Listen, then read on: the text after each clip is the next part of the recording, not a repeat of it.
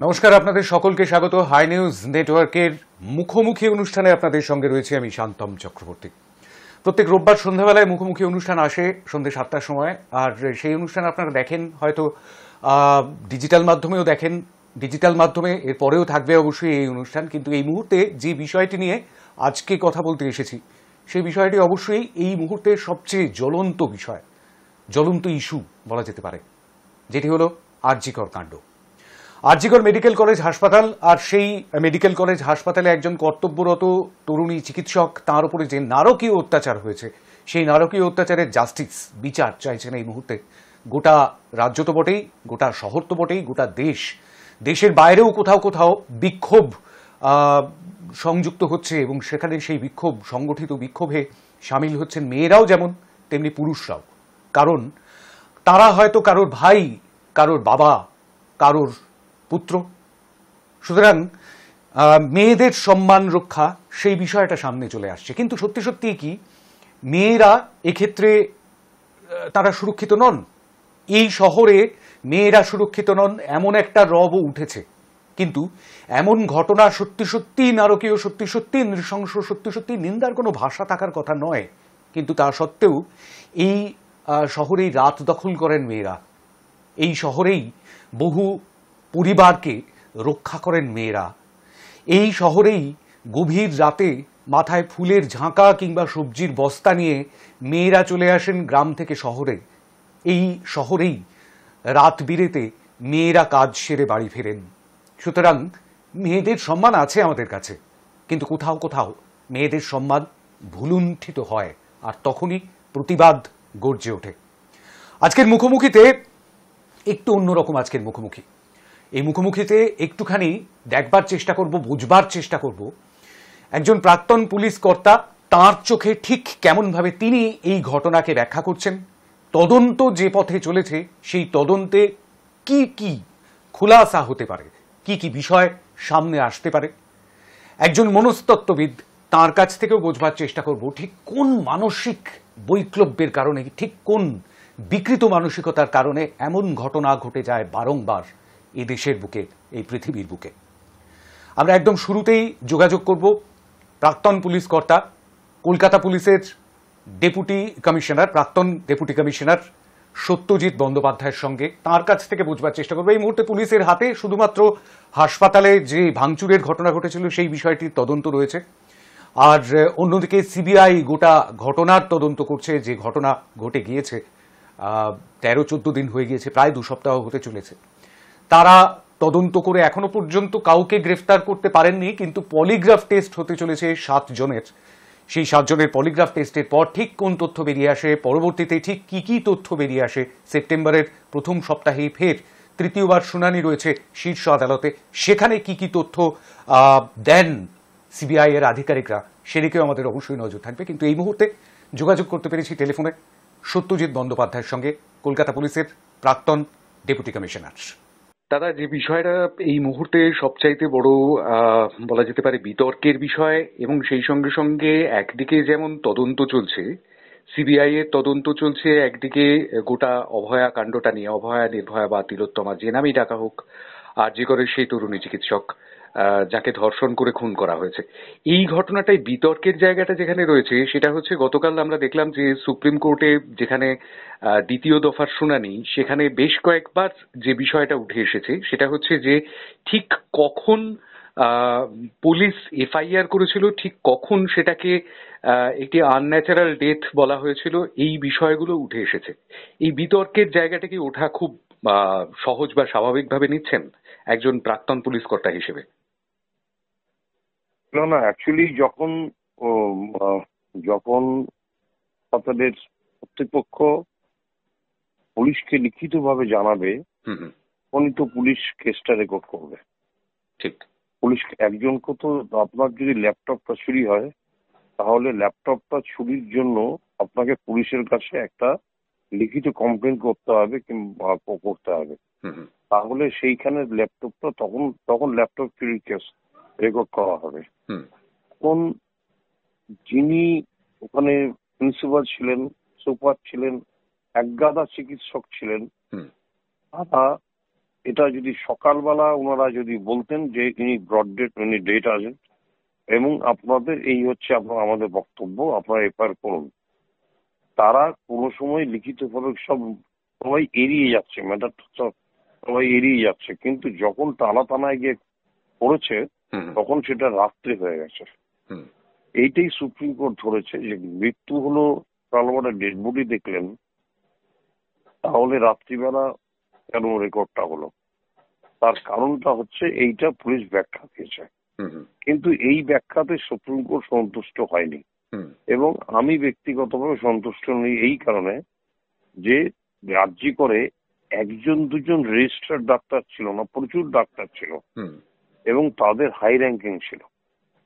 তাদের উচিত ছিল বলা, একজনকে এগিয়ে এসে যে যিনি মারা গেছেন উনি বেসিক্যালি মৃত, উনি আনকনসাস। এই যে আনকনসাসটা দিয়ে যে এটাকে পিছিয়ে দেওয়া হলো, এই ব্যাপারটাই বারবার বলা হলো যে এটা ভুল হয়েছে। আমিও ব্যক্তিগতভাবে নিজে মনে করি আমি যদি ওখানে থাকতাম তাহলে আমরা যে একজন যদি ডাক্তার যদি লিখে দিতেন তাহলে তখন সাথে সাথেই ওটা কেসটা লেখা যেত। এইটা হচ্ছে যেহেতু হসপিটাল কর্তৃপক্ষ বারবার করে দিচ্ছে না, ডিলে করে যাচ্ছে, তখন অটোমেটিক্যালি পুলিশ যখন পেয়েছে তখন কেসটা রেকর্ড করেছে টালাখানা। এটাই এই ডিলে হওয়ার টাকা। একদম। আপনি দীর্ঘদিন ধরে কলকাতা পুলিশে ছিলেন এবং ডেপুটি কমিশনার পদ সামলেছেন, সুতরাং সেই জায়গা থেকে আমি একটুখানি জানতে চাইছি একটা বিষয়। সেটা হচ্ছে যে হাসপাতাল কর্তৃপক্ষ দেরি করে জানিয়েছে, হাসপাতাল কর্তৃপক্ষ প্রাথমিকভাবে যিনি নির্যাতিতা, যাকে হত্যা করা হয়েছে, এই হত্যার বিষয়টি তারা মানে তার যে মৃত্যু হয়েছে সেই বিষয়টা জানার পরেও তারা একে যেমন আনকনসাস সেই বিষয়টি বলেছেন, ঠিক তেমনি ভাবে তাকে কিভাবে হত্যা করা হয়েছে সেটা ছবি দেখে আমার মতন আরো অনেকেই তারা বুঝতে পারলেও তারা আনন্যাচারাল ডেথ বলেছেন প্রথমে, তারপর সেটার এফআইআর দায়ের করা হয়েছে ইত্যাদি। কিন্তু এই বিষয়টা যখন কলকাতা পুলিশের নজরে এলো, টালা থানার নজরে এলো, তারপরে তারা নিজেদের যে কাজগুলো সেগুলো করেছেন এবং এখনো পর্যন্ত এটা অত্যন্ত দুঃখের সঙ্গে বলতে হচ্ছে যে এই সিবিআই এর যে দীর্ঘদিনের তদন্ত, এখনো পর্যন্ত 12-13 দিন হয়ে গিয়েছে, কিন্তু এখনো পর্যন্ত তারা আর দ্বিতীয় কোনো ব্যক্তিকে এখনো পর্যন্ত গ্রেফতার করতে পারেননি। কিন্তু সেটা কলকাতা পুলিশই প্রথম সঞ্জয় রায়কে গ্রেফতার করেছিল, সন্দেহভাজন হিসেবে তাকে গ্রেফতার করা হয়েছিল জিজ্ঞাসাবাদের পর। এটাতে কলকাতা পুলিশের গাফিলতি দেখছেন না কলকাতা পুলিশের সাফল্য দেখছেন? আমি এই টোটাল কেসটায় কারোর কোনো সাফল্য খুব একটা আমার চোখে আসছে না। আচ্ছা, নাম্বার ওয়ান। নাম্বার টু হচ্ছে এটা আমার মতে একটা সংগঠিত খুন। ভাষাটা মাথায় রাখবেন, সংগঠিত খুন, এবং এটা আচমকা খুন হয়নি, প্ল্যান করে কার্টেল মার্ডার যেটাকে বলা হয়। কার্টেলের বাংলা হচ্ছে যেটাকে আমরা সিন্ডিকেট বলি আর কি, এইরকম প্রিপ্ল্যান মার্ডার। এবং সেই যে খুনটা করা হয়েছে তারা একজন কেউ জড়িত নয়, এখানে একাধিক লোক জড়িত আছে। এখানে যেহেতু এই খুনটাই তাদের মেন উদ্দেশ্য ছিল, এই হচ্ছে ব্যাপার। এমনও হয়তো হতে পারে, আমি জোর গলায় বলছি না যে উনি হয়েছেন, উনি হয়তো দেখা গেল হয়তো উনি ধর্ষিত হননি কিংবা বাধে পাননি, কিন্তু ব্যাপার হচ্ছে যে এটা হলেও হতে পারে। আমি জানি না কি হবে না হবে, কারণটা হচ্ছে খুনটাই ছিল মেইন উদ্দেশ্য। এই খুনটাই এটা সংগঠনভাবে খুন করা হয়েছে, এটুকু বলা যেতে খুব পরিষ্কার পারে। সেগুলো তো তদন্তে বেরিয়ে আসবে। আমি আরেকবার একটুখানি জানতে চাইবো যে এইরকম বিভৎস ঘটনা আমরা বোধহয় অতীতে মনে করতে পারি কামদুনি কাণ্ডের মতন একটি ঘটনা, সেরকমটাও আমরা দেখেছিলাম। এবং তারও যদি আরো পুরনো দিনে চলে যেতে হয় তাহলে অনেকে মেলানোর চেষ্টা করছেন অরুণা শানবাগের যে ঘটনাটি ঘটেছিল, সেক্ষেত্রেও কর্তব্যরত নার্স হিসেবে তাকেও ধর্ষণ করা হয়েছিল এবং খুন করা হয়েছিল, মানে এমন ভাবে অত্যাচার করা হয়েছিল, পরবর্তীতে তিনি তাকে মৃত্যু হয় তার বেশ কয়েকদিন বাদে। কিন্তু বিষয়টা হচ্ছে এরকমটাই যে এই যে বিভৎসতা, এই বিভৎসতা আপনার সুদীর্ঘ যে পুলিশের ক্যারিয়ার, সেখানে কি মনে করতে পারছেন এরকম কোনো ঘটনার কথা? না, বিভৎসতা দেখুন, মার্ডার তো মানেই হচ্ছে এর মধ্যে বিভৎসতা থাকতেই হবে। হুম ধরুন, যদি দেখা যায়, যদি ধরাই যায় যে এই মহিলা ডাক্তারকে খাবারের সাথে যদি ঘুমন্ত কিছু দিয়ে দেওয়া হয়, হুম তারপর যদি তাকে ঘুমের ওষুধ জাতীয় দেওয়া হয়, কিছু, হ্যাঁ। ঘুমোর তাকে, তারপর তার অটোমেটিক্যালি তার শক্তি কমে যাবে আর কি। হুম হুম সুতরাং এরকম হলেও হতে পারে, নাম্বার ওয়ান। নাম্বার টু, কিন্তু এটার একটা ব্যাপার হচ্ছে যে তাহলে এতগুলো ইনজুরি ওনার থাকতো না। হুম কারণ একটা ঘুমন্ত হয়ে গেলে তার শক্তিটা অনেকটাই কমে যাবে আর কি। হুম কিন্তু ঘটনা হচ্ছে যে এখানে অনেকগুলো ইনজুরি লক্ষ্য করা গেছে এবং পোস্টমর্টমে সেই রিপোর্টগুলো উল্লেখ করেছে। হুম আমার যেটা বক্তব্য সেটা হচ্ছে, যে কোনো প্ল্যান্ড মার্ডার যেগুলো হয়, হুম হুম সেগুলো প্ল্যান্ড মার্ডার হয় কিংবা সংগঠিতভাবে খুন করা হয়, তাদের মধ্যে একটু বিভৎসতা থাকেই। এই বিভৎসতাও এই খুনের যে ডাক্তার ম্যাডাম যিনি মারা গেছেন, হুম হুম। অভয়া, তিনি, তার মধ্যেও সেটা আমরা দেখতে পাই যে বিভৎসতা আছে। একেবারে। আমি আরেকটা বিষয় একটুখানি জানতে চাইবো সত্যজিৎ দা, সেটা হচ্ছে যে এই যে আহ, অভয়া, আমরা নামটা নিচ্ছি না, অভয়া বলছি বা নির্ভয়া বলছি কিংবা তিলোত্তমা, কেউ কেউ কাদম্বিনীও বলছেন, কিন্তু বিষয়টা হচ্ছে আসল নামটি যেটি, সেই নামটি ইতিমধ্যে এখন জনগণ জেনে গিয়েছে। এবং সেই সঙ্গে সঙ্গে তার যে মৃতদেহের ছবি, সেই ছবিটিও ভাইরাল হয়ে গিয়েছিল ইতিমধ্যেই সমাজ মাধ্যমে। সবাই দেখে নিয়েছেন এবং সবাই নিজের নিজের মতো করে মতামত দিচ্ছেন। প্রত্যেকেই এক একজন পুলিশ কর্তা হয়ে গিয়েছেন, প্রত্যেকেই একজন তদন্তকারী হয়ে গিয়েছেন। তো এই বিষয়টা কি বলা যেতে পারে যে সোশ্যাল মিডিয়ার খারাপ দিক তো বটেই, সেই সঙ্গে সঙ্গে এই বিষয়টা কড়া হাতে দমন করা দরকার ছিল। দেখুন, ভারতীয় ন্যায় সংহিতা, যেটা ইন্ডিয়ান পেনাল কোড যেটা ছিলেন, হুম তার বদলে যেটা 1 জুলাই থেকে কেন্দ্রীয় সরকার চালু করেছেন গোটা ভারতবর্ষ, বিএনএস। হুম হ্যাঁ, এই ভারতীয় ন্যায় সংহিতার খুব সম্ভবত 72 নম্বর ধারায় স্পেসিফিক করা আছে হুম হুম, যে কোনো ভিকটিম গার্লের নাম উচ্চারণ কেউ করতে পারবে না। ঠিক। যদি কেউ করে, তার 2 বছর পর্যন্ত সাজা 72 নম্বর ভারতীয় ন্যায় সংহিতাতে দেওয়া আছে। হুম এখন মুশকিলটা হচ্ছে কি জানেন, মুশকিলটা হচ্ছে আহ, এই কথাটা এই কথাটা ডাক্তার বাবুরাও জানেন হুম এবং যারা যারা উচ্চারণ করছে তারাও জানেন। হুম এই কথা বললে চলবে না যে আমার স্যার জানা ছিল না। হুম। তো তো সুপ্রিম কোর্টের একটা প্রিভিয়াস অর্ডারও রয়েছে। প্রিভিয়াস অর্ডার, সেই অর্ডারটাকেই ওটা ভারতীয় ন্যায় সংহিতায় স্পেসিফিক আইনে রূপান্তর করে দিয়েছে। ঠিক ঠিক। মানে এখন আর শুধু সুপ্রিম কোর্ট বললে চলবে না। হুম মানে ভারত আগে যেমন সুপ্রিম কোর্টের অর্ডার ছিল, হুম গাইডলাইন ছিল যে ভিকটিম গার্লের নাম উচ্চারণ করা যাবে না, হুম, অ্যাড্রেস এগুলো উচ্চারণ করা যাবে না, ছবি দেখানো যাবে না, ঠিক। ঠিক আছে, এগুলো সুপ্রিম কোর্টের গাইডলাইন ছিল। হুম হুম কিন্তু বর্তমান কেন্দ্রীয় সরকার এটাকে আইনে রূপান্তর করে একটা ধারার মধ্যে করে দিয়েছে, খুব সম্ভবত 72, হুম হুম তাদের স্পেসিফিক করে দেওয়া হচ্ছে 2 বছরের সাজা বলে দিয়েছে। হুম তো আমরা যেহেতু ভারতবর্ষের নাগরিক, আমাদেরকে বিএনএস তো মানতেই হবে। হুম সুতরাং যে কেউ যেভাবে নাম উচ্চারণ করুক না কেন, তার অরিজিনাল নামটা উচ্চারণটা করা যাবে না। এটা আইন আইন আইন এটা বেসিক্যালি আইন বিরোধী। হুম যিনি করেছেন তিনি আইন ভাঙছেন এবং বেসিক্যালি তার এগেনস্টে ওই বিএনএস যেটা আছে 72, হুম এই ধারাটা প্রযোজ্য আর কি। হুম হুম। এই হচ্ছে ব্যাপার। অবশ্যই। আমি আরেকটা বিষয় বলে শেষ করব, সেটা হচ্ছে যে সন্দীপ ঘোষ এবং আরো 4 চিকিৎসক তাদের পলিগ্রাফ টেস্টের অনুমতি পাওয়া গিয়েছে, এবার তাদের পলিগ্রাফ টেস্ট হবে, অর্থাৎ তারা সত্যি লুকোচ্ছেন নাকি সেই বিষয়টা সামনে আসবে। অন্যদিকে সঞ্জয় রায়, যাকে প্রথমেই অ্যারেস্ট করা হয়েছিল, প্রথমেই যাকে গ্রেফতার করা হয়েছিল, তারও পলিগ্রাফ টেস্টের কথা রয়েছে। তো এই সমস্ত মিলিয়ে এই মুহূর্তে ঠিক কি মনে হচ্ছে? আমরা জানি না যে তদন্ত ঠিক কোন পথে যাবে, সিবিআই ঠিক কি তদন্ত করবে, কিন্তু ঠিক কি মনে হচ্ছে একজন অভিজ্ঞ পুলিশ আধিকারিক হিসেবে আপনার কাছ থেকে একটুখানি জানতে চাইবো যে তদন্তটা ঠিক কোন দিকে যেতে পারে। দেখুন, পলিগ্রাফ টেস্ট ভেরি ইম্পর্টেন্ট।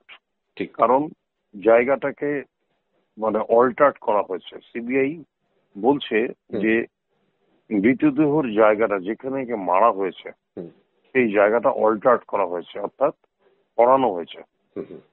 অর্থাৎ যেখানে ডেড বডিটা পাওয়া গেছে সেখানে মৃতদেহ সেখানে মৃত্যু নাও হতে পারে, অন্য জায়গাও হতে পারে।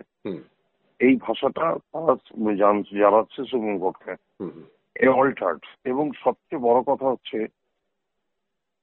সবকিছুর তো একটা এসওপি আছে, মার্ডার কেসেরও একটা এসওপি আছে। এইটা চিকিৎসকদের উচিত ছিল যখনই একটা দেখা গেল যে একজন মহিলা চিকিৎসক ওই রকম অবস্থায় পড়ে গেছে এবং তারা সবাই জানে যেটা মারা গেছে, সাথে সাথেই তাদের উচিত ছিল এটাকে কর্ডন করে দেওয়া with the help of the police. তো এই এসওপিটা মানা হয়নি। প্রত্যেকের মুশকিলটা হয়েছে রাজ্যের যত লোক আছে ওখানে, মানে ওই আজিগর হাসপাতালের সাধারণ স্টাফ থেকে যে কোনো ডাক্তার, যে কোনো লোক, যে কোনো ভাবে তারা প্রত্যেকের কাছে এক একটা করে মোবাইল ফোন আছে। তারা গেছে, সুনির্দিষ্টভাবে প্রচুর ছবি তুলেছে এবং তারপর তারা চলে এসছে।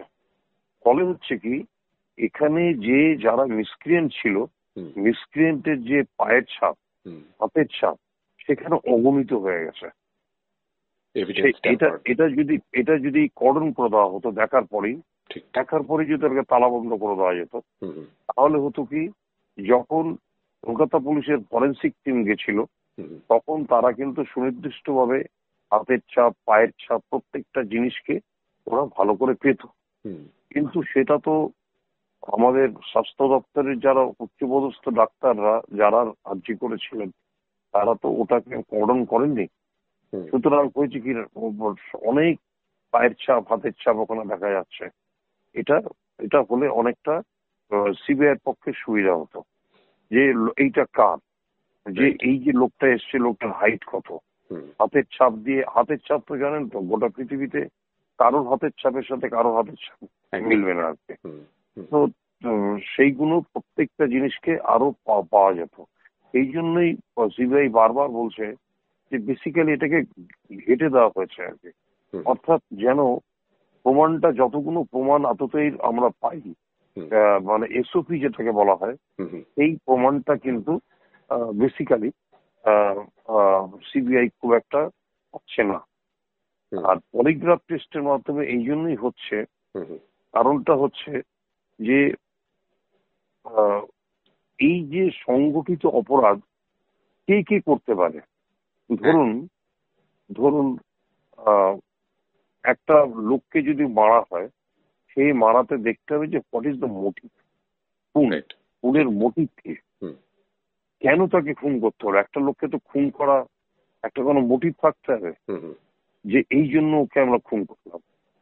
কিন্তু ঘটনা হচ্ছে এখানে মোটিভটা যেটা এটা এখনো সুনির্দিষ্ট ভাবে বাইরে প্রকাশ করা যাচ্ছে না। এখন পলিগ্রাফ টেস্টের জন্য এটাই প্রমাণিত হবে যে বেসিক্যালি এরা কি বলতে চাইছে, কতটা এরা সত্যি কথাটা বলছে, কতটা মিথ্যে কথা বলছে। এবং এটা যে 100% হবে, সাফল্য হবে তা কিন্তু নয়। পলিগ্রাফ টেস্টে কিন্তু 100% সাফল্য হয় না। কারণটা হচ্ছে যারা খুব শক্তিশালী ব্রেন তাদের কাছে এইসব পলিগ্রাফ টেস্ট নাথিং, কিচ্ছু হবে না। তো এখানে যে যাদেরকে করা হচ্ছে এবং যাকে আসল করা হবে, যে প্রিন্সিপাল সাহেব, প্রাক্তন প্রিন্সিপাল সন্দীপ ঘোষ, তিনি অসম্ভব শক্তিশালী তার ব্রেন, এবং সত্যকে মিথ্যা, মিথ্যাকে সত্য, এবং এগুলো করতে তিনি মানে শীর্ষ বাছাই, এগুলো তো উনি শীর্ষ বাছাই। এখন ফলে হচ্ছে কি, তার পলিগ্রাফ টেস্টটা দেওয়ার জন্য আহ, সাধারণ এক্সপার্টরা আসবে না, বিউটিফুল এক্সপার্টরা আসবেন, এবং অনেক কিছু তার স্টেটমেন্ট পলিগ্রাফ টেস্টের উপর নির্ভর করবে। যাদের 4জন ডাক্তার রয়েছেন, যেই ডাক্তারবাবুরা লাস্ট ওনার সাথে দেখা করেছেন, খেয়েছেন, কথা বলছেন, তাদের পলিগ্রাফ, তারা কি কি ব্যাপারটা, তারপরে তো আর কোনো সিন দেখতে পাচ্ছি না, মানে অন্য কোনো লোক আর দেখতে পাচ্ছি না যে এরা গিয়ে ওর সাথে কথা বলেছে, ওরা গিয়ে এই করেছে। তো সুতরাং এই পলিগ্রাফ টেস্টের মাধ্যমে কিছুটা, পলিগ্রাফ টেস্ট একটা জিনিস মাথায় রাখতে হবে, পলিগ্রাফ টেস্ট কিন্তু not admissible in the court of law, এটা মাথায় রাখবেন, যে অ্যাডমিসেবল নয়। কিন্তু আরেকটা কথা মাথায় রাখতে হবে, সুপ্রিম কোর্ট বলছে যে এদের পলিগ্রাফ টেস্ট করাতে হবে, কারণ সুপ্রিম কোর্ট বলছে যে গত 30 বছরে আমরা এইরকম অনেক কেস দেখেছি, কিন্তু এইরকম ভাবে আমরা কেস দেখছি না। সুপ্রিম কোর্ট যখন একটা অর্ডার দিচ্ছে, তখন কিন্তু এটা একটা আইনের মতন হয়ে যাচ্ছে। তখন লোয়ার কোর্ট কিংবা যে কোনো কোর্টে যখন সেশনস হবে, এই কেসটা তো আলটিমেটলি ট্রায়ালে যাবে, মানে ট্রায়াল মানে বিচারে যাবে আর কি। তো ট্রায়ালে তখন কিন্তু এই ভাষাটা থাকবে যে সুপ্রিম কোর্টের অর্ডারে এদের পলিগ্রাফ টেস্ট হয়েছিল। তো সুতরাং সুপ্রিম কোর্টের একটা টাচ কিন্তু এই পলিগ্রাফ টেস্টে পাওয়া যাবে। ঠিক। তো সুতরাং এইটা যদি সত্য স্বচ্ছতার সাথে করা হয়, এবং যদি এখান থেকে অনেকগুলো ক্লু বেরিয়ে আসে, খুব এই তদন্তে, সিবিআই এর তদন্তে কিন্তু সাংঘাতিক পরিমাণে অনেকটা এগিয়ে যেতে পারবে, এবং বোঝা যাবে, ওনারা বুঝতে পারবেন যে কেন এই মেয়েটাকে মরতে হয়েছিল, খুনের মোটিভ কি ছিল, তার প্রবাবল কারা কারা আসামি হতে পারে, প্রত্যেকটা জিনিস এগুলো পলিগ্রাফ টেস্টে। এবং এছাড়াও যখনই বুঝতে পারবে যে মিস্টার XYZ আছে, ওখানে তো অনেকগুলো রক্ত পড়েছিল, সেগুলো তো FSL পাঠানো হয়েছে। তো সুতরাং এই রক্তের মধ্যে সেই সব প্রবাবল রক্তের গ্রুপ ম্যাচ করছে কিনা, নাকি সব রক্তই ওই মৃত মহিলা ম্যাডামের ছিল, যিনি অজ্ঞায় মারা গেছেন, তারই শুধু রক্ত ছিল। এটাও তখন টেস্টের মধ্যে, FSL টেস্টের মধ্যে দিয়ে ওটা সাইন্টিফিক ভাবে প্রমাণ করা যাবে। যদি দেখা যায় যে কোনো একজন মিসক্রিয়েন্টের কোনো রক্ত মানে পাওয়া গেল, তখন এটাকে কনফার্ম করা যাবে যে এই মৃত্যুর সাথে মিস্টার এক্স কে, যিনি যা রক্ত পাওয়া যাচ্ছে, সে একদম ডাইরেক্টলি জড়িত। একদম অনেকগুলো বিষয় ক্লিয়ার করে দিলেন। আমরা পরবর্তীতে তদন্তের দিকে নজর রাখবো অবশ্যই, এবং আবারও যোগাযোগ করবো আপনার সঙ্গে। অনেক ধন্যবাদ। নিশ্চয়ই এই কেসটা বেসিক্যালি সবাই ভাবে হয়তো যে অনেকের থেকে নানা রকম ভাবে হোয়াটসঅ্যাপের মাধ্যমে বেরোচ্ছে যে এটা খুব সহজ, এটা কিন্তু খুব সহজ কেস নয়। কিন্তু যারা করেছেন তারা চিকিৎসা বিজ্ঞান এবং মার্ডার সম্বন্ধে মানে যেন প্রমাণ না রেখে কিছু করা যায়, প্রতিটা জিনিস সেগুলো সম্বন্ধে তারা কিন্তু প্রচন্ড জ্ঞানী, এবং তারা সেইভাবেই ওটা করেছে। তবে আমার নিজস্ব ধারণা যে যে এটা সিবিআই চ্যালেঞ্জ হিসাবে নিয়েছে। কলকাতা পুলিশও এটাকে চ্যালেঞ্জ হিসাবে নিয়েছিল। কলকাতা পুলিশ মাত্র 3.5 দিন চান্স পেয়েছিল, তার মধ্যে FSL এক্সপার্টদের জন্য ওই যেগুলো স্যালাইভা, ব্লাড, তারপর যা জিনিসপত্রগুলো, তারপর যদি সিমেন্ট পাওয়া থাকে, এগুলোকে প্রত্যেকটা জিনিসকে তারা সিল অ্যান্ড প্যাকেট করেছে। সাথে সাথে ডেড বডিটা তাকে জুডিশিয়াল এনকোয়েস্ট করানো হয়েছে, জুডিশিয়াল ম্যাজিস্ট্রেটকে দিয়ে। তারপর তাকে পোস্টমর্টম ভিডিও ফটোগ্রাফি করা হয়েছে, যেগুলো তখনকার সেই সময় জুনিয়র ডাক্তার সাহেবদের দাবি ছিল। প্রত্যেকটা দাবি মেনেই কলকাতা পুলিশ গুলোই করছে। তবে তারপর যে আসামিটাকে ধরা হয়েছে ওই 3.5 দিনের মধ্যেই, 4 দিনের মধ্যেই, এবং তার সেটা এভিডেন্সিয়ালি প্রমাণ করা যাবে যে হ্যাঁ এই লোকটা ছিল। সুতরাং এটাও একটাই, এই এতদিন পর্যন্ত তো একটাই মাত্র আসামি, যেটা কলকাতা পুলিশ ধরে দিয়েছিল, একদমই এটা নিয়েই চলাফেরা হচ্ছে। শুরুতেই সুতরাং বলেছেন। কলকাতা পুলিশ 3-4 দিনের মধ্যে যেটুকু করতে পেরেছিল এটা এই ছিল, কিন্তু এত চাপ ছিল এবং হাইকোর্ট এবং নানা লেভেল থেকে নানা রাইট। জনগণের অনেক প্রত্যাশা ছিল। হুম হুম এই প্রত্যাশার জন্য হয়তো 4 দিনের মধ্যে যতটুকু পেরিয়েছে এগিয়েছে। হুম হুম, আর আরেকটা কথা বলে রাখি, যেরকম এই যে নানা রকম হোয়াটসঅ্যাপের মাধ্যমে, যেরকম যে মিডিয়ার মাধ্যমে, সোশ্যাল মিডিয়ার মাধ্যমে একদমই। প্রচুর কথা বেরিয়েছে, হুম যেই কথাগুলোর মধ্যে হয়তো সত্যতা নেই, হুম কিন্তু আহ, মানুষের মনের মধ্যে না এই কেসটা এমন ভাবে ছড়িয়ে পড়েছে যে তারা প্রকৃত উত্তর পাচ্ছে না। সেটাই। সাধারণ মানুষ প্রকৃত উত্তর কারা দেবে? প্রকৃত উত্তর ডাক্তারবাবুরা দেবে। হুম তারা প্রকৃত উত্তর কে দেবে? পুলিশ দেবে। হুম, প্রকৃত উত্তর কে দেবে? সিবিআই দেবে। তারা কিন্তু প্রকৃত উত্তর এইসব অথরিটির থেকে পাচ্ছে না। রাইট। না পাওয়ার ফলে এই যে ছোট দরজাটা খোলা আছে, তার মধ্যে থেকে ওই একটু বুঝতে পারছে, এটা নিজের মতন করে গল্প পেলে তারা হোয়াটসঅ্যাপের মাধ্যমে বাইরে ছড়াচ্ছে। ঠিক ঠিক ঠিক এটাই হচ্ছে কারণ। এবং হ্যাঁ এটা যদি ডাক্তারবাবুরা কিংবা যারা কর্তৃপক্ষ, তারা যদি এটাকে যদি এইভাবে হয়েছে, এটা যদি প্রমাণ করা যেত, বলা যেত, হুম তাহলে কিন্তু এই হোয়াটসঅ্যাপের ধার ধারতো না কেউ। একদমই। কিন্তু যেহেতু দরজাটা সামান্য খোলা, প্রকৃত উত্তর পাওয়া যাচ্ছে না, ঠিক আছে, সেটাই। প্রকৃত উত্তর পাওয়া যাচ্ছে না, তার জন্য তারা করছে কি, নিজের মনের মতন করে এক একটা গল্প পেলে ওটা হোয়াটসঅ্যাপের মধ্যে একদম রগে গল্প দেখবেন, এক একজন সেই 15 মিনিটের 10 মিনিটের হ্যাঁ এক একটা হোয়াটসঅ্যাপ দিচ্ছে, হ্যাঁ রগে গল্প। হ্যাঁ এগুলো একদমই। সবই মিথ্যে কথা। এই মিথ্যে কথাগুলোকে কিছু করা যাচ্ছে না, এবং ওই হোয়াটসঅ্যাপের মাধ্যমে মানুষ আরো তেতেও যাচ্ছে। এই জন্যই বলা রাইট। হচ্ছে যে রিউমার ছড়াবেন না, হুম হুম বা নিজে যতটুকু পারবেন যে মিথ্যে রিউমার ছড়াবেন না। নিজস্ব গল্প প্রতিষ্ঠা করার জন্য নানা রকম ভাবে কাউকে ব্লেম দেবেন না, রাইট। এটুকুই বলা যেতে পারে। ওর রামকৃষ্ণ একটা কথা বলেছিল হুম হুম যে আমরা যতদিন বাঁচি ততদিন শিখি, ঠিক ঠিক। আমাদের শেখার কোনো শেষ নেই।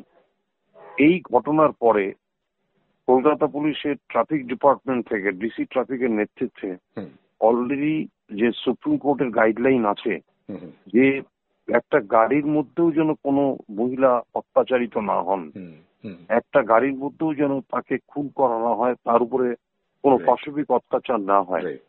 সেইগুলোকে মেনটেন করার জন্য কলকাতা পুলিশের দক্ষ যে ডিপার্টমেন্ট ট্রাফিক পুলিশের থেকে, তারা প্রত্যেকটা যারা গাড়ি প্রোভাইড করছে, হুম অর্থাৎ যারা ধরুন আহ, কোনো ওলা উবের যে কোনো গাড়িতে উঠবে, হুম সেগুলোতে তারা কোনো সুপ্রিম কোর্টের গাইডলাইন এবং ট্রান্সপোর্ট অথরিটির গাইডলাইন এনশিওর করতে বলছেন। রাইট। বলছেন যে তারা গাড়িতে কোনো ব্ল্যাক কাচ থাকবে না বা কালো শীট থাকবে না, যাতে বাইরে থেকে যদি কোনো অত্যাচার হয় বাইরের লোকও যেতে বুঝতে পারবে। হুম হুম কোনো থাকবে না, কি বলে, আপনার কোনো পর্দা থাকবে না বাসে। হুম হুম দেখবেন ভালো দামি বাসে, এসি বাসে হুম পর্দা দিয়ে দিয়ে ঢেকে থাকে, হুম হুম কোনো পর্দা থাকবে না।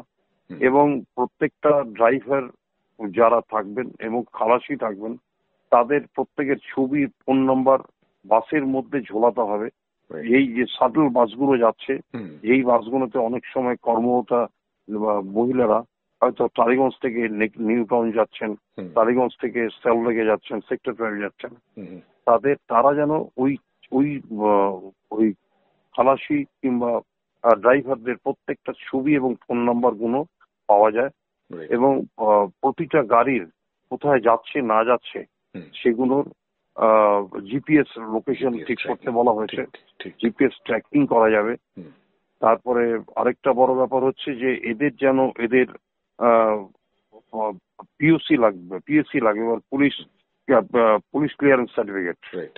অর্থাৎ ওই কোনো কনভিকশন আছে কিনা, ডাকাত ছিল কিনা, হুম হুম কিংবা কোনো আগে কোনো কেসে অ্যারেস্ট হয়েছিল কিনা, হুম এগুলো ক্লিয়ার করেই তাকে এই চাকরিতে আসতে হবে। হুম, এই প্রত্যেকটা জিনিসকে কলকাতা পুলিশ এনশিওর করছে এই জন্য যে আগামী দিন যেন ফার্দার কোনো ইনসিডেন্ট কলকাতার বুকে যেন না হতে পারে। হুম, কলকাতার আমাদের মায়েরা যেন নারী নারীরা যেন সুরক্ষিত অবস্থায় চলাফেরা করতে পারেন, এবং বাড়ি থেকে বেরিয়ে তারা যেন আবার সুস্থ অবস্থায় বাড়িতে ফিরতে পারেন। এই সার্বিক প্রস্তুতি কলকাতা পুলিশ নিয়েছে। একদমই, অনেকগুলো কথা জানলাম আজকে সত্যজিৎ দা, অনেক ধন্যবাদ আপনাকে। অনেকগুলো বিষয় উঠে এলো সত্যজিৎ বন্দ্যোপাধ্যায়ের সঙ্গে কথা প্রসঙ্গে। প্রাক্তন পুলিশ কর্তা সত্যজিৎ বন্দ্যোপাধ্যায় তিনি যেরকমটা বললেন, তাতে করে এই মুহূর্তে তদন্তের গতি প্রকৃতির দিকে আমাদের অবশ্যই নজর রাখতে হবে। সিবিআই ঠিক কোন পথে নিয়ে যায় তদন্তকে, এবং সেই সঙ্গে সঙ্গে ঠিক কোন কোন বিষয়গুলো আরও উঠে আসে। শুধুমাত্র সঞ্জয় রায় নাকি আরও কেউ এই নারকীয় অত্যাচারের সঙ্গে জড়িত ছিল? শুধুমাত্র একা সঞ্জয় রায়ই যদি এই ঘটনা ঘটিয়ে থাকে, তাহলে তার ভেতরে যে কোন পাশবিক প্রবৃত্তি কাজ করেছিল সেই বিষয়টার দিকে এবার একটুখানি নজর রাখবো। আজকের মুখোমুখিতে করেছিলাম দুটি ভাগ। একটি ভাগ দেখলাম একজন প্রাক্তন পুলিশ কর্তার নজর থেকে, আর দ্বিতীয় ভাগটি দেখব অবশ্যই একজন মনস্তত্ত্ববিদ, মনোরোগ বিশেষজ্ঞ, তার কাছ থেকে। কিন্তু একটা ছোট্ট বিরতির ওপারে ফিরে আসছি। সঙ্গে থাকবেন আজকের মুখোমুখিতে।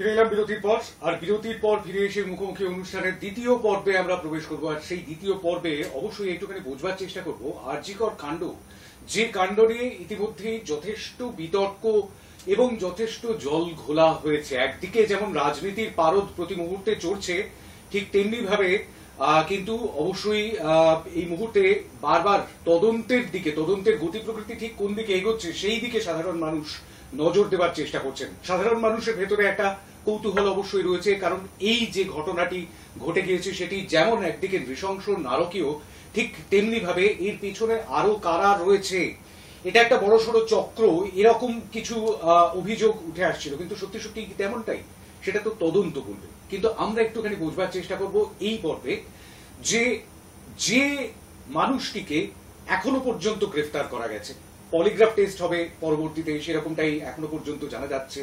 আরো 7 জনের নাম উঠে আসছে, তাতে সন্দীপ ঘোষ, ডক্টর সন্দীপ ঘোষ সহ অন্যান্যরা। কিন্তু তাদের মধ্যে একজন রয়েছেন যার নাম হচ্ছে সঞ্জয় রায়, যিনি এই কাণ্ডের সঙ্গে একেবারে প্রত্যক্ষভাবে জড়িত সন্দেহে 2.5 থেকে 3 দিনের মধ্যে গ্রেফতার করা সম্ভব হয়েছিল কলকাতা পুলিশের পক্ষে তাকে। সেই সঞ্জয় রায়, এতটুকুও তার মধ্যে অনুশোচনা নেই এই গোটা ঘটনাটি ঘটিয়ে, এমনটাই কিন্তু তদন্তে উঠে আসছে। বিভিন্ন সূত্র মারফত সিবিআই আধিকারিকরা এরকমটাই জানাচ্ছেন, সেই খবরটি উঠে আসছে। কিন্তু ঠিক কোন মানসিকতা থেকে এমনটা ঘটালেন তিনি, কোন মানসিকতার প্রকাশ পায় তাতে, সেই বিষয়টা ঠিক কোন মনের, ঠিক কোন গহীন কোণে এমন অপরাধ প্রবৃত্তি লুকিয়ে থাকে, সেটাই একটু বোঝবার জন্য এই মুহূর্তে আমরা স্বনামধন্য মনস্তত্ত্ববিদ, মনোরোগ বিশেষজ্ঞ ডাক্তার অমরনাথ মল্লিক আমাদের সঙ্গে এই মুহূর্তে রয়েছেন। আমি স্বাগত জানাবো, যদিও স্বাগত জানানোর সময় এটা নয়, তবুও আমাদের আজকের অনুষ্ঠানে আপনাকে পেয়েছি, সেটাই অনেকটা পাওয়া। আমি একটু জানতে চাইবো প্রথমে ডাক্তার মল্লিক আপনার কাছ থেকে, যে ঠিক কোন মানসিক অবস্থায়, যেটা আমাদের সবার প্রশ্ন, ঠিক কোন মানসিক অবস্থা থেকে সঞ্জয় রায় এমন ঘটনাটা ঘটালো? গোটা ঘটনার পরিপ্রেক্ষিতে ঠিক কেমন ভাবে দেখছেন এই বিষয়টিকে? এখন শান্ত, যে নৃশংস ঘটনাটা ঘটেছে ভারতবর্ষের কিন্তু ইতিহাসে, মানে এই যে হাসপাতাল ইত্যাদিতে এই ধরনের একজন কর্মরত কোন চিকিৎসক, মহিলা চিকিৎসককে ধর্ষণ এবং খুন এরকম আমরা আগে দেখিনি। এবং আমার সব থেকে দুঃখের যেটা, যে আমার ছোট বোনের মতো, এবং ওই কলেজের আমিও প্রাক্তন ছাত্র, সেই হিসেবে আমার কলেজের একজন খুব প্রতিভাবান ছাত্রীও, খুবই পড়াশোনা ইত্যাদি করতো এবং খুব ভালো মেয়ে, যা শুনেছি। এইরকম একটা যে নৃশংস ঘটনা হঠাৎ হাসপাতালের ভিতরে এবং একটা চেস ডিপার্টমেন্টের ভিতরে 3-4 তলায় উঠে এইরকম একটা নারকীয় ঘটনা ঘটা ভাবাই যায় না। এবং সেই সম্বন্ধে নানা রকম অবশ্য তদন্ত চলছে। যেভাবে ওর দেহ ক্ষতবিক্ষত হয়েছে, যতগুলো আঘাতের চিহ্ন এবং যৌনাঙ্গে আঘাত চিহ্ন, গলা যেভাবে টিপে ধরা হয়েছে, থাইরয়েড বোন সেগুলো ভেঙে গেছে, তাতে স্বাভাবিকভাবে যারা তদন্তকারী জানবেন যে এই ধরনের কোন খুন, ধর্ষণের ঘটনায় যে তদন্ত যখন হয়, সেই তদন্তের ভিতরে কিন্তু প্রথম যেটা লক্ষ্য থাকে যে একটা ক্রিমিনাল প্রোফাইলিং করা, ক্রাইম সিনটাকে দেখে যে ক্রিমিনাল, যে কারণ কে ঘটিয়েছে তো জানা যায় না, যাকে ক্রিমিনালস বলে মনে হচ্ছে, যে অপরাধী, তার একটা চরিত্র চিত্রণ তৈরি করা হয়, এটাকে বলে প্রোফাইলিং, ক্রিমিনাল প্রোফাইল তৈরি করা। এবং সেই প্রোফাইলটা তখনই সুন্দরভাবে করা যায় যখন ঘটনার যে ক্রাইম সিন, যেখানে ঘটনা ঘটেছে, সেগুলোর ছবি তোলা, সেখানে যা পাওয়া যাচ্ছে ইত্যাদি, এগুলো দেখা। খুব দুর্ভাগ্যের কথা যে এখানে ঘটনাটা ঘটার পর যখন জানা গেছে এবং তার এত পরে পুলিশ এসেছে এবং সেইভাবে ওই ক্রাইম সিন যেটা জায়গাটা, সেখানটাতে আরো প্রচুর লোকজন নাকি উৎসাহ দেখতে এসছে, জেনেছিলাম আমি যা শুনতে পাচ্ছি, তাতে কিন্তু ক্রাইম সিন যেটা ক্রিমিনাল প্রোফাইলিং যে করা, যে চরিত্র চিত্রণ তৈরি করবে, সেটা কিন্তু অনেকখানি কষ্টকর এবং ব্যাঘাত হয়েছে। এটা যারা তদন্ত করছে তাদের খুবই অসুবিধের ভেতরে তাদেরকে কাজ করতে হবে। এখন এখানে একজন এই ঘটনায় জড়িত না বহুজন, সেটা অবশ্য যেটা আপাত দৃষ্টিতে দেখে যা মনে হয়েছে, হয়তো একের অধিক কেউ জড়িত ছিল, কারণ অতগুলো আঘাতের চিহ্ন ইত্যাদি একজনের পক্ষে সম্ভব কিনা সেটা তদন্তে উঠে আসবে। অবশ্য এর সম্বন্ধে আরো কয়েকজনকেও ভাবনা চিন্তা, তাদেরও কথাবার্তা, তাদের সাথে ইন্টারোগেশন করা হচ্ছে। এখন যে ছেলেটি সম্বন্ধে বলা হয়েছে, আমি যা শুনেছি, যা শুনলাম ওদের নিউজেতে ইত্যাদিতে দেখে, যে ছেলেটি অ্যালকোহল অ্যাডিক্ট, মানে অ্যালকোহল ডিপেন্ডেন্ট, রেগুলার অ্যালকোহল, এবং যেহেতু পুলিশে কাজ করে, মানে পুলিশে কাজ করতে মানে সিভিক ভলান্টিয়ারের কাজ, সে নিয়মিত মদ্যপান করত। আমার একটা প্রশ্ন ছিল, যদি সে নিয়মিত যে এতটা মদ্যপান করে, যে অ্যালকোহল খেয়ে ঘটনা করেছে, তারপর অ্যালকোহল খেয়েছে, তারপরের দিন সকালে খেয়েছে, তাহলে তার তো একটা অ্যালকোহল উইথড্রয়াল হবে। অ্যালকোহল যখন বন্ধ থাকে তখন উইথড্রয়াল সিনড্রোম হয়। তাকে পুলিশ হেফাজতে নিয়ে নিল, তাকে তো আর কোন হাসপাতালে নিয়ে যায়নি, বা তার পরীক্ষা নিরীক্ষা পুলিশ করিয়েছিল কিনা আমি জানি না। ওর একটা অ্যালকোহল উইথড্রয়াল সিনড্রোম হওয়ার কথা ছিল, কিন্তু সেরকম আমরা কিছু শুনলাম না। এখন ও যেহেতু পুলিশ প্রশাসনের সাথে যুক্ত, আমি জানি না এটা বলা আমার ঠিক কিনা, যে ও এই অ্যালকোহল ইত্যাদি কিছু নেশার জিনিস পায়নি তো ওখানে, যে যাতে ও উইথড্রয়াল হয়নি, এইটা একটা। দ্বিতীয়ত, এই ধরনের অত্যন্ত ঘৃণ্য এবং নৃশংস অত্যাচারের একটা ঘটনা রয়েছে। কখনো খুন করা হয় অথবা ধর্ষণ হয়, কিন্তু ধর্ষণের পর যেটা আমরা সেই অবহেলা, দিল্লিতে যে ঘটনাটা ঘটেছিল, যে তার যৌনাঙ্গের ভেতরে লোহার রড ঢুকিয়ে দেওয়া ইত্যাদি, এটা কিন্তু একটা প্রচন্ড আক্রোশ, প্রচন্ড রাগ, অভিব্যক্তির প্রকাশ। এবং সেখানে সে পূর্ব পরিচিত ছিল কিনা সেটার ঘটনা নয়, কিন্তু অধিকাংশ ক্ষেত্রে ধর্ষণের জায়গায় যেখানে পূর্ব পরিচিত, তার উপর রাগ আছে বা আক্রোশ আছে, হিংসা আছে, সেখানে ধর্ষণ করে এই ধরনের নৃশংসতা করা যেতে পারে। এটা স্বাভাবিক সুস্থ একটা মানুষের পক্ষে সবসময় আমরা ভাবি না। এবং এটাও ঠিক যে তার জন্য এই ধরনের ঘটনা যারা করছে ক্রিমিনাল, তারা মানসিক অসুস্থই বলে দেওয়া যায় না। কারণ পার্সোনালিটি বা চরিত্রগত বৈকল্য, যদি পার্সোনালিটির প্রবলেম থাকে, তাহলে কিন্তু সে এই ধরনের ঘটনা ঘটতেই পারে, এবং তার জন্য কিন্তু তার ক্রিমিনাল রেসপন্সিবিলিটি কিছু কমে যাবে না। আমার যতদূর এর সম্বন্ধে মনে হয় যে এ তো পার্সোনালিটি ডিসঅর্ডার, এ তো সাইকোপ্যাথ নিশ্চয়ই, কারণ এর ভেতরে একটা নৃশংসতা, অপরাধ বোধ নেই এবং তার যে কৃতকর্ম তার জন্য তার কোনো দুঃখ কোনো অনুশোচনা থাকে না।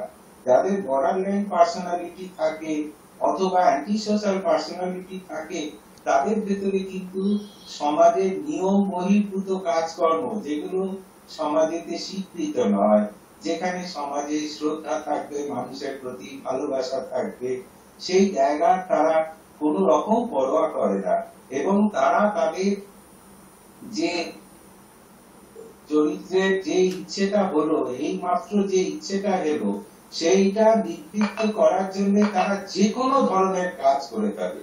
তারা কিন্তু কোনো দ্বিতীয়বার ভাবে না, প্রেম ভালোবাসা ইমোশনের ধার ধারে না এবং তারা এই ধরনের ঘটনা করে। সুতরাং এটা অ্যান্টি সোশ্যাল পার্সোনালিটি বা বর্ডারলাইন পার্সোনালিটি ছিল সেটা নিশ্চয়ই, এবং বলতে অসুবিধে নেই। আজ আমরা সমাজের চারপাশে অন্যান্য যাদের সম্বন্ধে এখানে আলোচনা হয়েছে, যে মনে করুন একজন স্বনামধন্য মানে অধ্যক্ষ, চিকিৎসক ইত্যাদি, তাদেরও যে পার্সোনালিটির কোনো প্রবলেম ছিল না ভাবা যায় না। কারণ যা শুনছি তারা যেভাবে ছাত্র ছাত্রীদেরকে মানে দুর্নীতির আশ্রয় নিয়ে প্রশ্রয় দিয়েছেন, সুতরাং তাদেরও অনেক ধরনের অনেক রকমের অসুবিধা থাকতে পারে। সুতরাং পার্সোনালিটির সমস্যা যে শুধু এই মানুষটিরই ছিল তা না, এই ঘটনার সাথে হয়তো যারা জড়িত অনেকেরই কিন্তু বর্ডারলাইন পার্সোনালিটি ইত্যাদি থাকতেই পারে। এবং এর যে ধরনের হিংস্র ঘটনা দেখা গেছে তাতে তো মনেই হয়েছে। আরেকটা হলো যে কাউকে কষ্ট দিয়ে নিপীড়ন করে আনন্দ পাওয়া এবং যৌন নিপীড়ন ইত্যাদি, সেটাকে স্যাডিজম বলে, ধর্ষকা।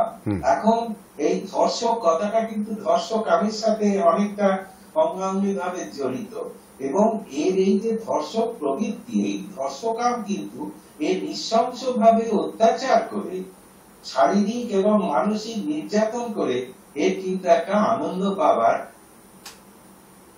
প্রচেষ্টা বা ইচ্ছে এদের ভেতরে দেখা দেয়।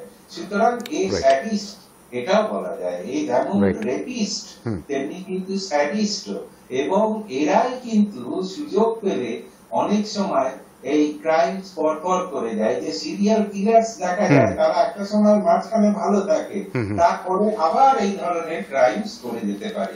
এবং এরও দেখবে এই ঘটনার পর সে যখন ওই পতিতাপল্লীতে গিয়েছিল রেড লাইট এরিয়াতে, সেখানেও নাকি ফেরার সময় একটা মেয়ের সাথে এই ধরনের অশালীন আচরণ ইত্যাদি করত।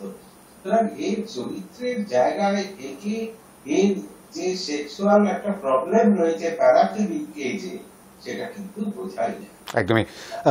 ডক্টর মল্লিক, আমি আর একটা বিষয়ে একটুখানি বলতে চাইবো, সেটা হচ্ছে এই সঞ্জয় রায় যে কিনা এই ঘটনাটি ঘটিয়েছে, গ্যাংরেপের বিষয়টি এখনো পর্যন্ত বোঝা যাচ্ছে না যে সত্যি সত্যি সেরকম কিছু হয়েছেই কিনা, অর্থাৎ গণধর্ষণ হয়েছে কিনা। সিবিআই এর সূত্র থেকে যেটুকু খবর পাওয়া যাচ্ছে, কিন্তু তদন্ত তো তারা সব কথা নিশ্চয়ই প্রকাশ করবেন না, অবশ্যই সেই বিষয়গুলো ভেতরেই থাকবে। কিন্তু বিষয়টা হচ্ছে যে এই সঞ্জয় রায় তার যে মোবাইল ফোনটি বাজেয়াপ্ত করা হয়েছে সেখানে প্রচুর পরিমাণে পর্ন ক্লিপস পাওয়া গিয়েছে, অর্থাৎ অশালীন ভিডিও, অশ্লীল ভিডিও এবং সেই সমস্ত ভিডিওগুলো পাওয়া গিয়েছে। এই মুহূর্তে ইন্টারনেটের দুনিয়া জুড়ে যে সমস্ত ভিডিওগুলো দেখতে পাওয়া গেছে, এই ঘটনাগুলো আমি একজন মনস্তত্ত্ববিদ হিসেবে এবং মনোরোগের চিকিৎসক হিসেবে আপনার কাছ থেকে একটু জানতে চাইব যে এই ধরনের ভিডিও ক্লিপসগুলো যত বেশি করে মানুষ দেখছেন, যত বেশি আসক্ত হয়ে পড়ছেন, তত বেশি কি এই ধরনের যৌন অপরাধ করবার ইচ্ছাটা তাদের ভেতরে আরো প্রবল হয়ে উঠছে, বা কোথাও যেটা সুপ্ত ছিল সেটা জাগ্রত হয়ে উঠছে? এটা তো ঠিকই, কারণ মানুষের ভেতরে যৌন আকাঙ্ক্ষা স্বাভাবিকভাবে জৈবিক কারণেই থাকবে।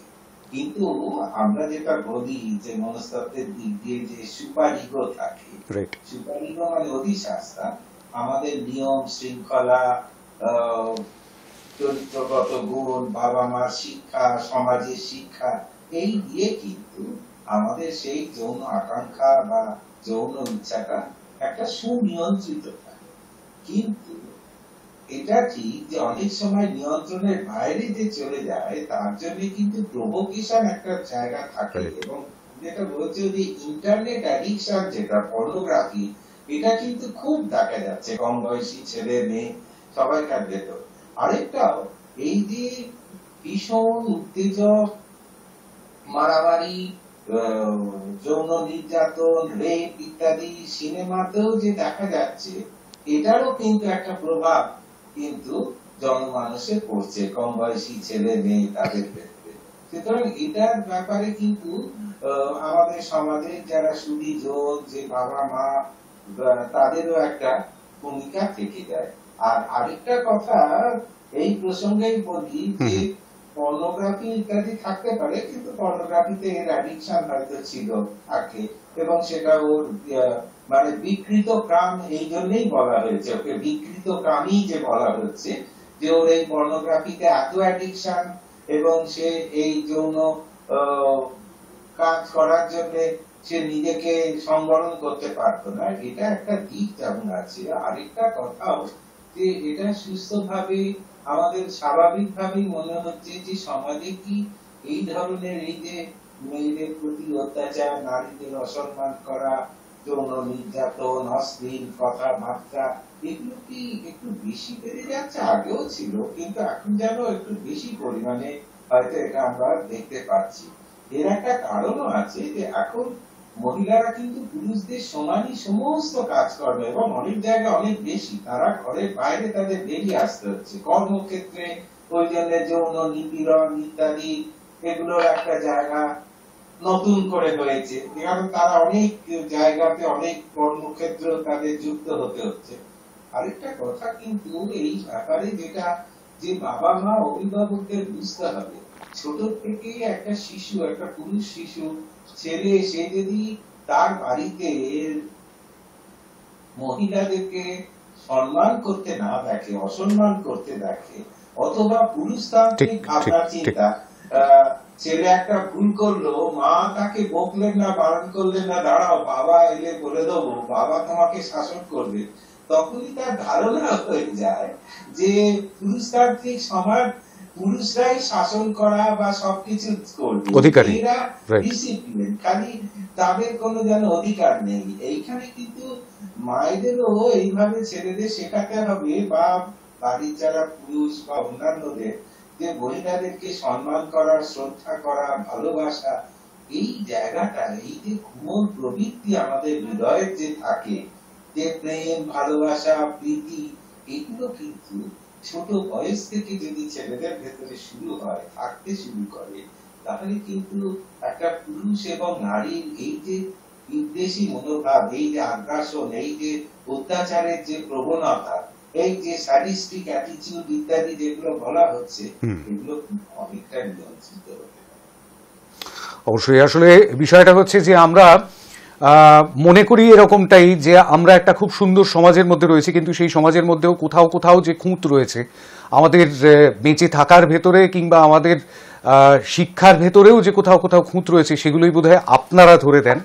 আর সেই কারণে আপনার কাছে আসা এই গোটা বিষয়টা নিয়ে আমি আবার একদম শেষ পর্যায়ে একটুখানি জানতে চাইবো আপনার কাছ থেকে, যে এই গোটা ঘটনা, যে ঘটনা আমাদের চোখে আঙুল দিয়ে দেখিয়ে দিল যে অনেক সময় এরকমটা দাবি ওঠে যে মেয়েরা সুরক্ষিত নয়, মেয়েরা সুরক্ষিত নয়, কিন্তু এই মেয়েরা সুরক্ষিত নয় যারা বলছেন, তাদের মধ্যে অনেককেই এরকমটা দেখা যাচ্ছে যে এই অভিযোগটাও উঠছে যে তারা শরীর প্রদর্শন করছেন, কিংবা নানান রকম রিলস বা শর্ট ভিডিওস বানাচ্ছেন এই মুহূর্তে, যেগুলো ভাইরাল হয়ে যাচ্ছে সোশ্যাল মিডিয়াতে।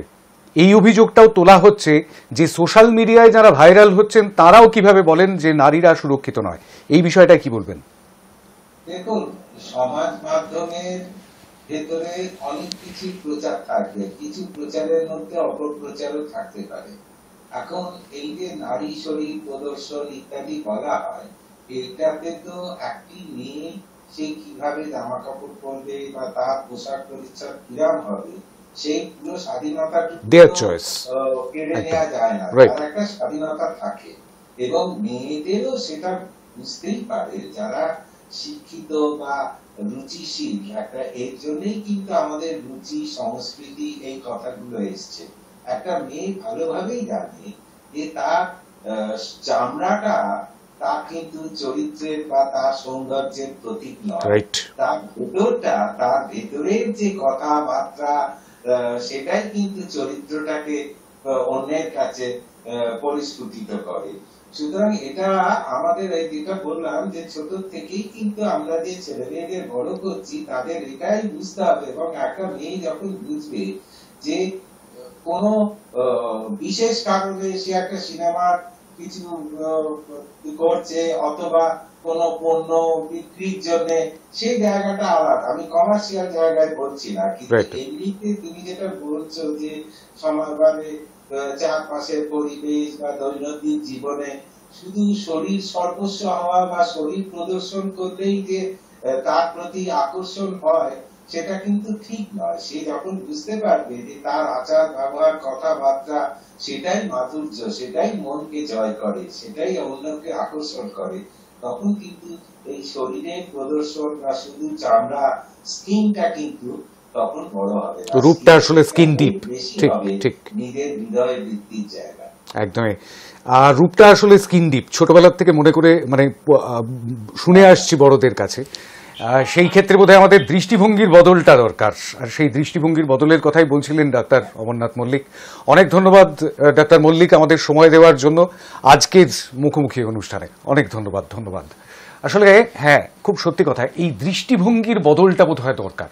একটি মেয়ে মানে একটি শরীর নয়, যেমনটা হয়তো সঞ্জয় রায়রা ভেবেছিল, কিংবা অন্য দিক দিয়ে উল্টো দিক দিয়ে যদি দেখা যায় তাহলে কেউ কেউ হয়তো এরকমটাও মনে করতে পারেন যে আমার শরীর আমি দেখাতে পারি, হ্যাঁ, ইটস দেয়ার চয়েস। কিন্তু বিষয়টা হচ্ছে এরকমটাই যে আমি দেখব কি দেখব না, কিংবা দেখলেও ঠিক কোন দৃষ্টিতে দেখব, সেটা শুধুমাত্র বিনোদনের দৃষ্টিতে দেখব নাকি সেক্ষেত্রে আমার ভেতরের যে বিকৃত কামটা, একটা পশুর যে সেক্সুয়ালিটি, সেই কাম, বিকৃত যৌনতা, সেই যৌনতা হার মেনে যায় এই ধরনের ঘটনায়। যে ঘটনা আমরা দেখতে পেলাম গত 8 তারিখ রাতে, যে ঘটনা ঘটে গেল 9 তারিখ এক চিকিৎসকের ক্ষতবিক্ষত দেহ আমরা দেখতে পেলাম, সেই দেহের ছবি সমাজ মাধ্যমে ঘুরে বেড়ালো, এখনো পর্যন্ত অনেকে জাস্টিস চাই বলে সেই ছবিকে ডিসপ্লে করে চলেছেন। এটাও কি এক ধরনের বিকৃত মানসিকতা নয়? সেই প্রশ্নটা কিন্তু থেকেই যাবে। আজকের মুখোমুখি এখানেই শেষ করব, কিন্তু তার আগে বলবো একজন প্রাক্তন পুলিশ কর্তার দৃষ্টিতে একটুখানি দেখবার চেষ্টা করলাম যে আজকের এই যে তদন্ত চলেছে সেই তদন্তে ঠিক কোন গতি কোন প্রকৃতি কাজ করছে, আর ঠিক অন্যদিকে পাশাপাশি আমরা দেখবার চেষ্টা করলাম একজন মনস্তত্ত্ববিদ, মনোরোগ বিশেষজ্ঞ, তিনি ঠিক কিভাবে বোঝবার চেষ্টা করছেন, ব্যাখ্যা করছেন। একদম শুরুতেই বলেছিলাম আজকের মুখোমুখি একটু অন্যরকম, আমাদের এই সময়টাই একটু অন্যরকম, আর সেই অন্যরকম সময় অন্যরকম মুখোমুখি আজ রবিবার সন্ধ্যাবেলায়। নমস্কার।